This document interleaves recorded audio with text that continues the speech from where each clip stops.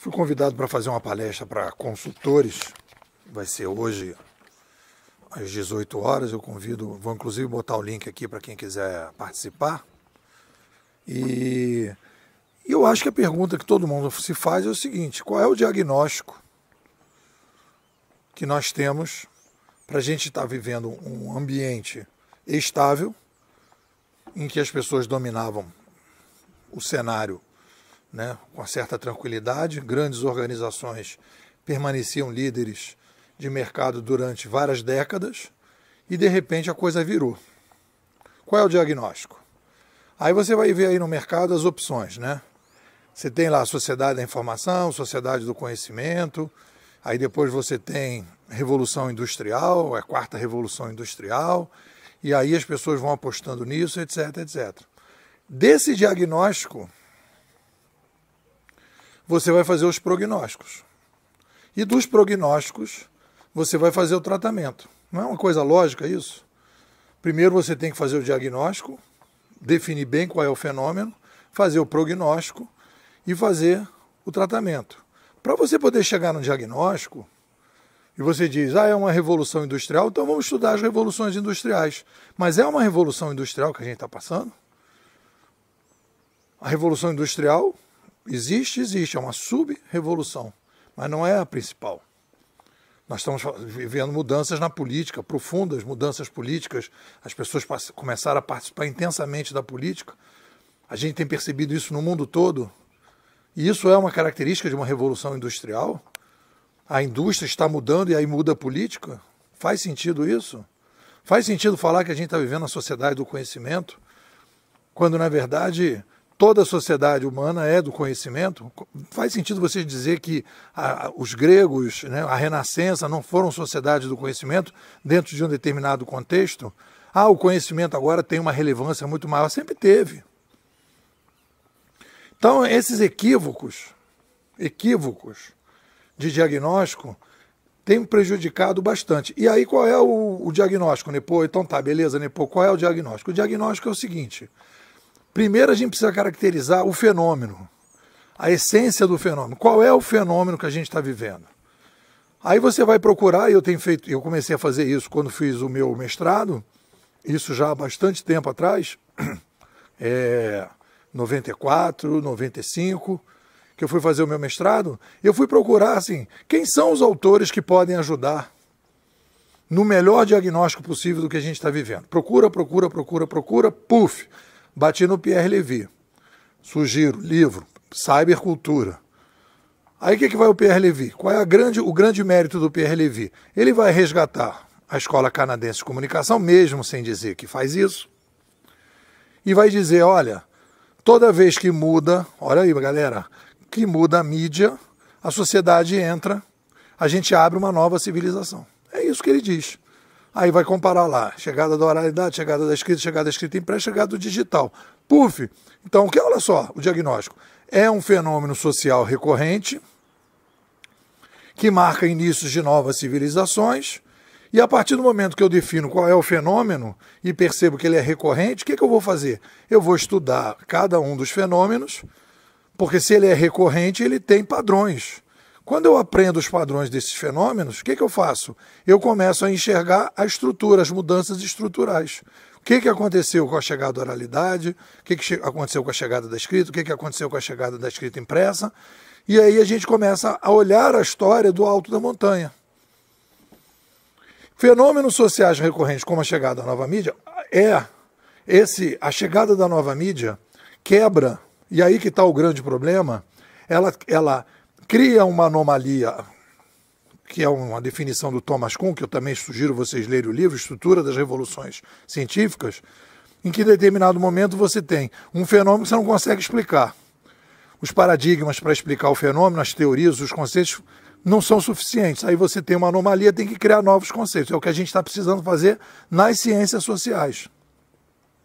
As ciências sociais ficaram obsoletas, os paradigmas ficaram obsoletos. Por quê? Porque a gente está vivendo o maior fenômeno, o mais impactante fenômeno na história humana, que é o que os canadenses nos ajudam a ver, e a gente não entende absolutamente nada sobre ele. E aí o que acontece? A gente fica tentando entender e não consegue. E aí não consegue fazer diagnóstico, prognóstico nem tratamento adequado. Novas mídias. Mídias são o DNA da espécie, de qualquer espécie. As outras espécies não têm mídias, tecnologia, mas têm modelos de comunicação que são genéticos e nós somos técnicos. Então, quando a gente muda o modelo de comunicação, a gente muda a maneira de organizar a sociedade. A gente cria ambientes mais sofisticados. Mas o que são ambientes mais sofisticados, né? Pô, ambientes mais sofisticados são aqueles que as pessoas tomam decisões, participam mais das decisões. E aí, a partir daí, você consegue lidar com mais complexidade. Isso que é a sofisticação. Mas como é que as pessoas fazem isso? As pessoas são empoderadas de informação, com a informação as pessoas começam a poder tomar decisões melhores, elas começam a cada vez participar de mais coisas, elas ficam menos infantis, e aí você consegue criar ambientes mais sofisticados que lidam melhor com a complexidade, distribuindo as decisões. E a partir daí você consegue lidar com cada vez mais complexidade e vice-versa. Quanto menos as pessoas têm capacidade de decidir, menos você tem possibilidade de lidar com a complexidade. Então o diagnóstico é esse. Qual é o problema? O problema é que a gente não está fazendo bom diagnóstico e aí nós estamos viciados nos americanos. Esse é um outro grande problema da nossa percepção. Os americanos são ótimos para determinado tipo de problemas. Problemas muito operacionais, problemas que precisam de testa e vamos ver como é que fica. Só que nós estamos vivendo uma crise filosófica teórica.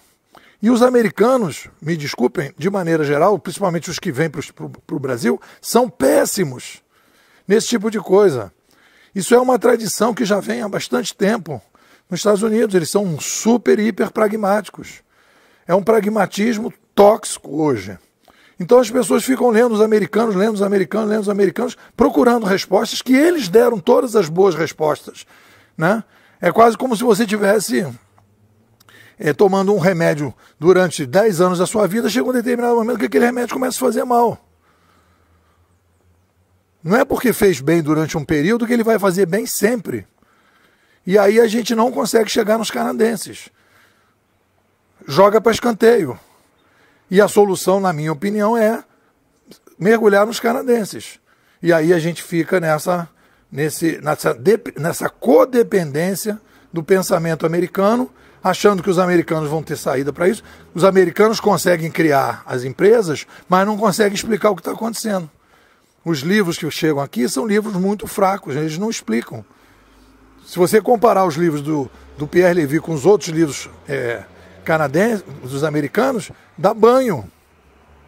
E a gente vem, desde o início, a Bimodais vem trabalhando baseado nos canadenses. E esse é o diferencial. A gente já começa com o diagnóstico adequado.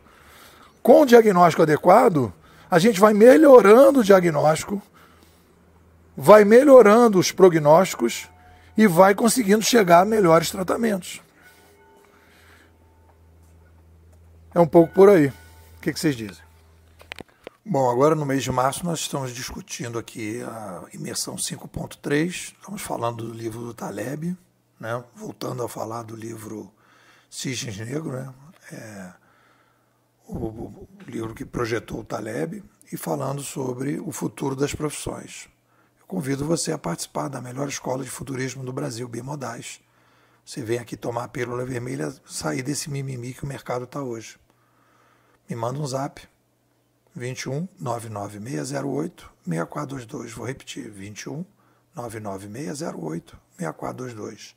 Nipô, quero ser bimodal.